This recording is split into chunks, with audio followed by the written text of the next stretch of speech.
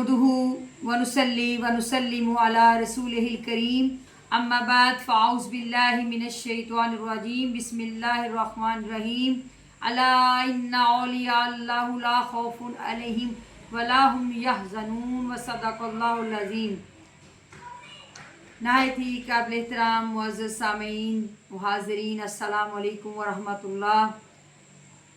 हमारे आज की इस प्रोग्राम की गुफ्तगू का मौजू है शेख अब्दुल कादिर जिलानी रहमतुल्लाह अलैह के अहवाल ज़िंदगी और उनके अखलाक व औसाफ।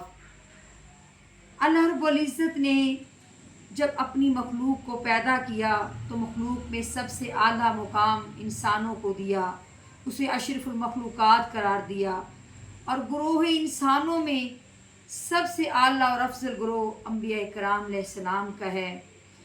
इनके बाद सदीकीन उम्मत का और इनके बाद शुहदा और इनके बाद सालिहीन उम्मत। जैसा कि कुरान मजीद में अल्लाह रब्बुल इज़्ज़त ने खुद इरशाद फरमाया कि मन अनअमुल्लाहु अलैहिम मिनन नबिय्यीन वस्सदीकीन वश्शुहदा वस्सालिहीन, कि अल्लाह ताला ने जिन पर इनाम किया है वो नबियों में से हैं, सिद्दीकीन में से हैं, शुहदा और सालिहीन में से हैं।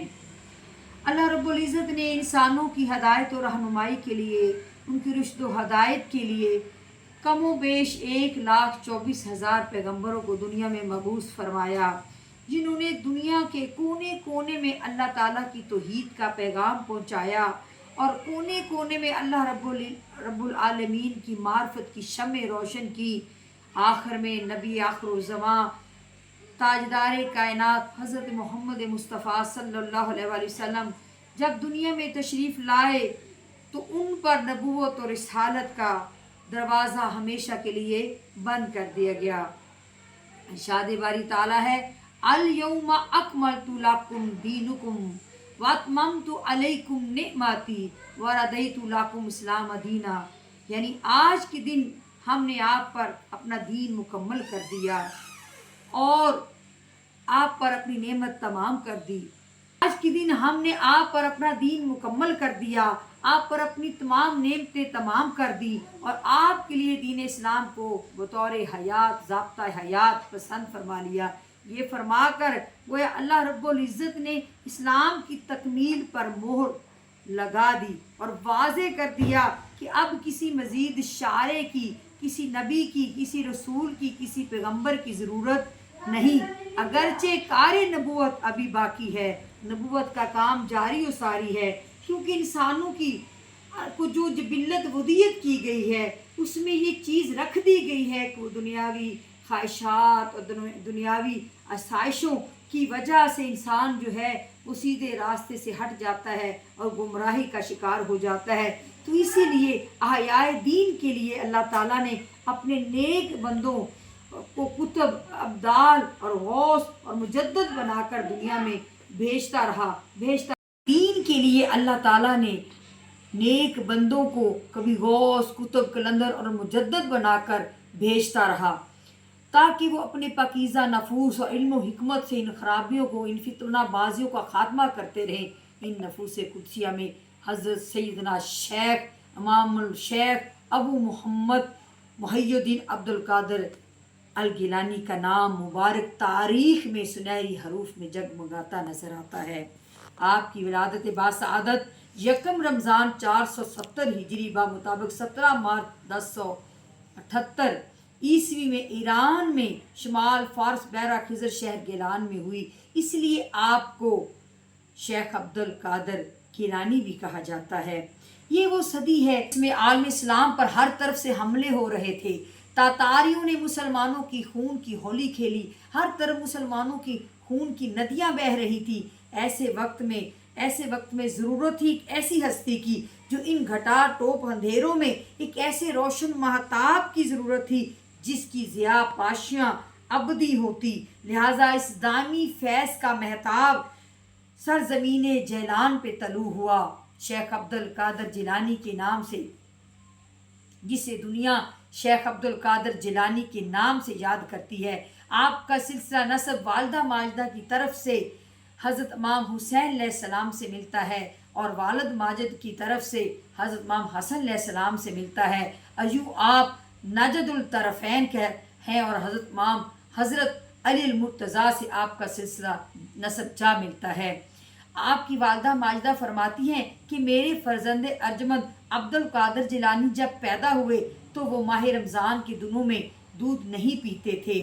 پھر 29 ماہ رمضان کو جب مطلع صاف نہ تھا اور بدلی کی وجہ سے لوگ چاند دیکھ نہ سکے تو صبح کو لوگ میرے پاس پوچھنے کے لیے آئے کہ آپ کے صاحبزادے عبد القادر نے دودھ پیا یا نہیں، تو میں نے انہیں بتایا کہ نہیں پیا، جس سے انہیں معلوم ہوا کہ آج رمضان کا دن ہے۔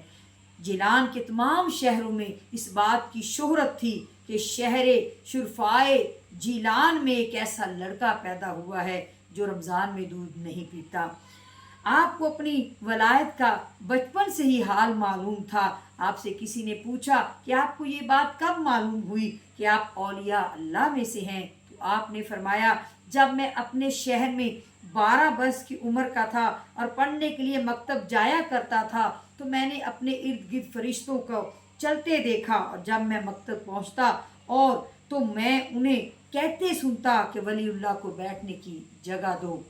آپ کے والدین نہایت ساحلے اور برگزیدہ ہستیاں تھیں، وہ بھی ولی اللہ تھے، کامل ولی اللہ تھے، اور آپ بھی مادرزاد ولی تھے۔ آپ بچپن سے ہی باپ کی شفقت سے محروم ہو گئے تھے۔ آپ کے نانا جان نے حضرت سید عبداللہ نے آپ کو آغوش کفالت میں لیا۔ آپ کی والدہ ماجدہ اور آپ کے نانا جان نے آپ کی تعلیم و تربیت کی۔ آپ کا بچپن عام بچوں سے بہت مختلف تھا۔ فرماتے ہیں کہ جب میں بچوں میں کھیلنے کے لیے جاتا تو غیب سے آواز آتی، اے مبارک ہماری طرف آ۔ میں یہ آواز سن کر ڈر جاتا اور بھاگ کر دوڑ کر سیدھا اپنی والدہ کی گود میں چلا جاتا۔ آپ کی ابتدائی تعلیم و تربیت آپ نے اپنے شہر کے مکتب سے حاصل کی، پھر اعلیٰ تعلیم کے لیے آپ بغداد شریف پہنچے۔ 488 میں آپ بغداد شریف میں پہنچے جو اس وقت علم کا گہوارہ تھا، علم و فضل کا گہوارہ تھا، علماء مشائخ کا مسکن تھا، اور علمی و سیاسی اعتبار سے مسلمانوں کا دارالسلطنت تھا۔ یہاں آپ نے اپنے زمانے کے زمانہ کے معروف اور اعلیٰ سے اعلیٰ اساتذہ کرام سے آئمہ فن سے اکتساب فیض کیا، اور پھر بڑی جدوجہد سے تمام علوم میں، تمام فنون میں، تمام اصول و فروع میں آپ نے علم حاصل کیا۔ تحصیل علم میں مشکلات و مصائب کا آپ نے انتہائی صبر و استقامت کے ساتھ سامنا کیا۔ زمانہ طالب علمی میں آپ نے بڑی صعوبتیں برداشت کی، آپ نے بڑی استقامت کے ساتھ ان مصائب کا سامنا کیا۔ والدہ محترمہ نے 40 دینار دیے تھے، وہ دینار ختم ہو گئے اور نوبت فاقوں تک پہنچی۔ یہیں سے آپ کی آزمائش شروع ہوتی ہے۔ یہ کوئی عام انسان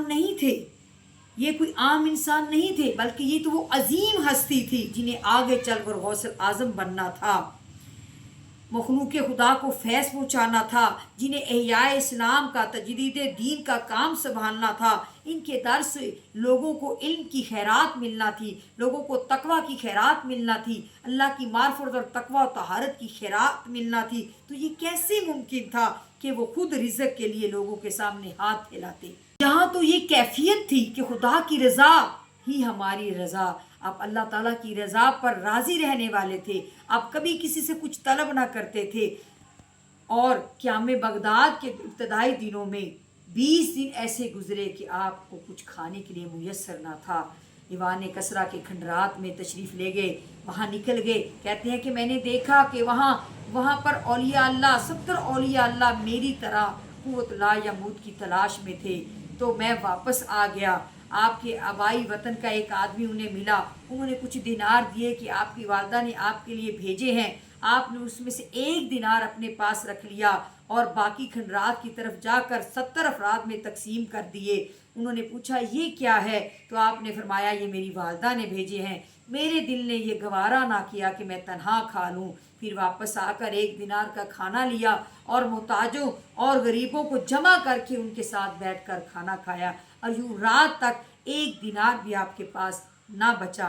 آپ نے خطابات کا آغاز کیسے کیا۔ حضور غوث پاک کو آقا صلی اللہ علیہ وسلم کی زیارت ہوئی۔ آپ صلی اللہ علیہ وسلم نے ارشاد فرمایا آپ واعظ و تلقین کیوں نہیں کرتے؟ آپ نے بصد احترام عرض کیا یا رسول اللہ میں اجمی ہوں۔ آقا صلی اللہ علیہ وسلم نے آپ کو اپنا فیضان خصوصی فیضان عطا فرمایا۔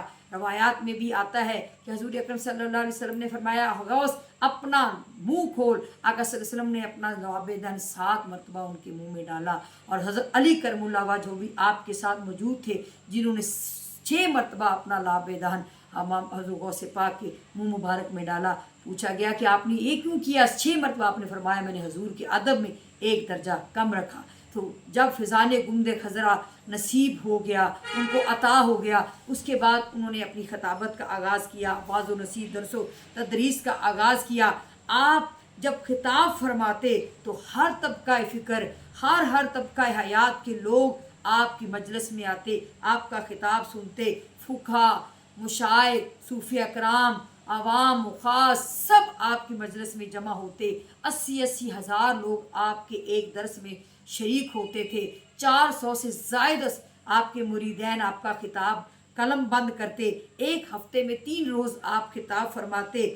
آپ کی گفتگو کے وقت مجمع پر سناٹا چھا جاتا، عجیب و غریب حالات و کیفیات دیکھنے میں ملتی، لوگوں کی خشیت الہی اور محبت الہی سے چیخیں نکل جاتی، حتیٰ کہ کسی پر وجد طاری ہوتا تو کوئی مرغے بسمل کی طرح تڑپ رہا ہوتا، کسی پر وجد کی کیفیت طاری ہوتی اور اٹھتے بعض اوقات کئی جنازے اٹھتے۔ آپ کی آواز کے دوران، خطاب کے دوران دور و نزدیک سب تک آپ کی آواز برابر پہنچتی تھی۔ آپ کا دور علم کا دور تھا۔ آپ کسی خلیفہ کے دربار سے وابستہ نہیں تھے، جیسا کہ اس دور کے اہل علم کا وتیرہ تھا۔ آپ کا موقف استدلال قرآن و سنت سے ہوتا۔ آپ کا مقصد کیا تھا کہ لوگوں میں اسلام کے لیے علم و عمل اور جذبہ اظہار پیدا کیا جائے۔ اب ہم دیکھتے ہیں کہ حضور شیخ عبد القادر جیلانی رحمۃ اللہ علیہ کے خصائل و اخلاق حمیدہ کیا تھے؟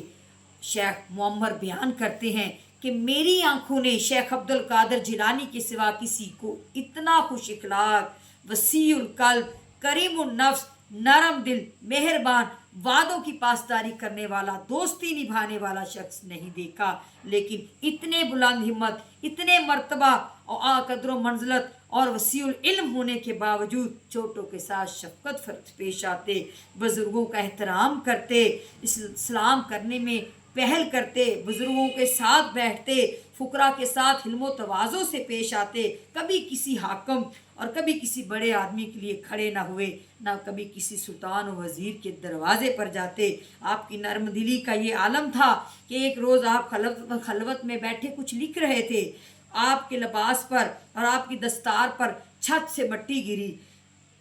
3 مرتبہ آپ نے مٹی کو جھاڑا، 4تھی مرتبہ آپ نے نظر اٹھا کر دیکھا تو ایک چوہا چھت کو کاٹ رہا تھا۔ محض نظر پڑنے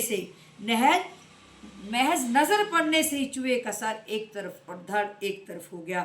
آپ لکھنا چھوڑ کر رونے لگ گئے، زارقطع رونے لگ گئے۔ راوی نے رونے کا سبب پوچھا تو آپ نے فرمایا میں ڈرتا ہوں کہ کبھی کسی مسلمان سے مجھے تکلیف پہنچے اور اس کی وہی حالت ہو جو اس چوہے کی ہو۔ سیرت طیبہ کے مطالعہ سے پتہ چلتا ہے کہ حضور نبی اکرم صلی اللہ علیہ وسلم کس طرح یتیموں، غریبوں اور مساکین کی ہمیشہ مدد فرماتے تھے۔ آپ رضی اللہ تعالیٰ عنہ بھی اسی طرح محتاجوں کی، غریبوں کی حاجت روائی کرتے تھے۔ آپ کے پاس جو مال آتا تھا، جو مال غنیمت آتا تھا، آپ اس کو تقسیم کر دیتے تھے۔ اس وقت آپ کو آرام نہ آتا جب تک آپ تقسیم نہ فرما دیتے تھے۔ حضور اکرم صلی اللہ علیہ وسلم کے اخلاق حسنہ کا یہ فیض تھا کہ جس کی وجہ سے سید الاولیاء حضرت شیخ عبد القادر جیلانی بھی ہمیشہ حاجت رواؤں کی حاجت روائی فرماتے تھے۔ آپ نے ایک روز ایک فقیر کو شکستہ خاطر ایک کوشہ میں بیٹھا ہوا دیکھا تو دریافت فرمایا کہ کس خیال میں ہو، کیا حال ہے؟ اس نے عرض کیا میں دریا کے کنارے گیا، ملاح کو دینے کے لیے میرے پاس کچھ نہ تھا کہ کشتی میں بیٹھ کر دریا پار کرتا۔ ابھی فقیر کی بات پوری نہیں ہوئی تھی کہ ایک شخص نے آ کر انہیں 30 اشرفیوں سے بھری ہوئی ایک تھیلی آپ کی نظر کی۔ آپ نے وہی تھیلی اس فقیر کو دے کر فرمایا اسے لے جا کر ملاح کو دے دو۔ پھر آپ کے قول و فعل کی مطابقت کیا ہے؟ کہا عالم یہ تھا کہ ایک مرتبہ آپ درس قضاء و قدر پر درس دے رہے تھے کہ اتنے میں دیکھا سامعین نے کہ ایک سانپ آیا اور آپ کے کپڑوں میں گھس کر آپ کی گردن میں لپٹ گیا۔ سب دم بخود تھے، حیران پریشان تھے۔ آپ نے اپنی گفتگو اسی طرح جاری رکھی، نہ گھبرائے نہ پریشان ہوئے، نہ گفتگو کو چھوڑا کہ وہ پھر سانپ تھوڑی دیر میں وہی بار آیا آپ کے سامنے، کچھ اس نے مخاطب کیا اور وہ چلا گیا۔ جب حاضرین نے پوچھا ماجرا کیا ہے، آپ نے فرمایا یہ سانپ مجھ سے کہہ رہا تھا کہ آپ کے اس مقام پر میں نے متعدد بار بہت دفعہ کئی اولیاء اللہ کو، کئی اولیاء کرام کو اس طرح آزمایا، مگر کوئی بھی آپ کی طرح ثابت قدم نہ رہا۔ تو میں نے جواب دیا کہ میں قضاء و قدر کے موضوع پر گفتگو کر رہا تھا، تو ایک معمولی سا کیڑا ہے جسے قضاء و قدر حرکت و سکون میں لاتی ہے۔ میں نہیں چاہتا تھا کہ میرے قول و فعل میں تضاد پایا جائے۔ آپ کے اخلاق کے بارے میں، آپ کے اوصاف کے بارے میں بے شمار مشائخ یہ بیان کرتے ہیں کہ حضرت شیخ عبد القادر جیلانی بڑے بارونق، بڑے ہنس مکھ، خندہ رو، بڑے شرمیلے، وسیع الاخلاق، نرم طبیعت، کریم الاخلاق، پاکیزہ اوصاف اور مہربان اور شفیق تھے۔ آپ اپنے پاس بیٹھنے والوں کی عزت کرتے تھے اور کسی کی دیکھتے، کوئی غمزدہ دیکھتے تو فوراً اس کی مدد فرماتے تھے۔ ہم کہتے ہیں کہ ہم نے آپ جیسا فصیح و بلیغ کسی کو نہیں دیکھا۔ آپ بکثرت سے اللہ کی یاد میں رونے والے تھے، آپ اللہ سے ڈرنے والے تھے، آپ کی ہر دعا قبول ہوتی تھی۔ آپ سب سے زیادہ بدگوئی سے دور بھاگنے والے اور حق کے سب سے زیادہ قریب تھے۔ حکام الہی کی نافرمانی میں حکام الہی کی نافرمانی میں بڑے سخت گیر تھے، لیکن اپنے اور غیر اللہ کے لیے کبھی غصہ نہ فرماتے۔ توفیق خداوندی آپ کی رہنما، تائید ایزدی آپ کی معاون تھی، علم نے آپ کو مہذب بنایا، قرب نے آپ کو مؤدب بنایا، اور کتاب الہی آپ کا مشیر اور ملاحظہ خداوندی آپ کا سفیر تھا۔ آپ کا بردباری آپ کا فن، سچائی آپ کا وظیفہ، فتوحات آپ کا سرمایہ اور خندہ روئی آپ کی صفت تھی۔ آپ کا فن یاد الہی، آپ کا وزیر غور و فکر، آپ کا مونس مکاشفہ، آپ کی غزا اور مشاہدہ آپ کے شفا تھے۔ داب شریعت آپ کا ظاہر اور اوصاف حقیقت آپ کا باطن تھا۔ رب العزت سے دعا ہے کہ اللہ ہمیں آپ کے طریق پر چلنے کی توفیق عطا فرمائے، اور اللہ تعالی ہمارے دامن کو آپ کے اخلاق حسنہ سے مزین فرمائے۔ اللہ حضرت احمد رضا خاں بریلوی نے آپ کے حضور میں یوں نذرانہ عقیدت پیش کیا: واہ کیا مرتبہ اے غوث ہے بالا تیرا، واہ کیا مرتبہ اے غوث ہے بالا تیرا، اونچے اونچوں کے سروں سے قدم آلہ تیرا، کیوں نہ قاسم ہو کہ تو ابن ابی القاسم ہے، کیوں نہ قادر ہو کہ مختار ہے بابا تیرا، وما علینا الا البلاغ المبین۔